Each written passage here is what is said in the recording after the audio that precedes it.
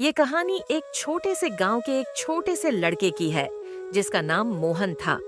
मोहन गरीब था, लेकिन उसमें ढेर सारी मेहनत करने की ताकत थी।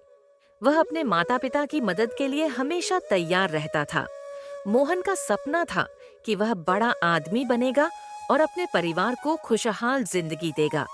लेकिन गांव में सभी लोग उसकी गरीबी का मजाक उड़ाते थे। एक दिन गांव में एक बड़ा मेला लगा। पूरा गांव उस मेले में गया, लेकिन मोहन के पास इतने पैसे नहीं थे कि वह मेला देख सके। वह अपने घर के कामों में व्यस्त था। तभी उसकी माँ ने कहा, मोहन, तुम भी मेला देखने जाओ, थोड़ा सा वक्त और खुश रहो। मोहन मुस्कुराया और अपनी माँ से कहा, माँ, मैं तुम्हारे साथ यहाँ काम करने में खुश हूँ। गांव में एक दिन बहुत बड़ा उत्सव हुआ। गांव के सभी लोग वहां गए, लेकिन मोहन ने अपने काम को ज्यादा महत्व दिया। लोगों ने उसे देखा और कहा, मोह, तुम हर बार काम ही करते रहते हो, कभी तो मेला देखने जाओ।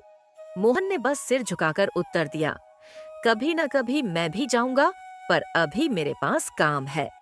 समय बीतता गया और मोहन बड़ा हुआ। उसने अपनी मेहनत से बहुत कुछ हासिल किया, लेकिन उसे कभी भी यह एहसास नहीं हुआ कि कभी उसने खुद के लिए थोड़ा वक्त नहीं निकाला। वह सबकी मदद करता था, लेकिन खुद के बारे में कभी नहीं सोचता।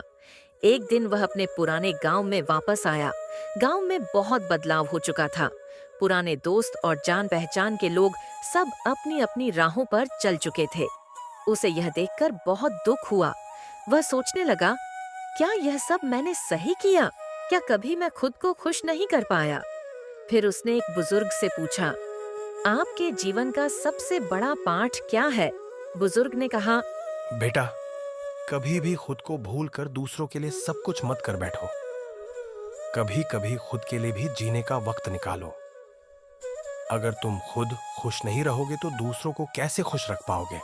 उस दिन मोहन को समझ में आया कि दूसरों की मदद करना और अपने सपनों को पूरा करना जरूरी है, लेकिन अगर वह खुद खुश नहीं होगा तो उसकी मेहनत का कोई मतलब नहीं होगा।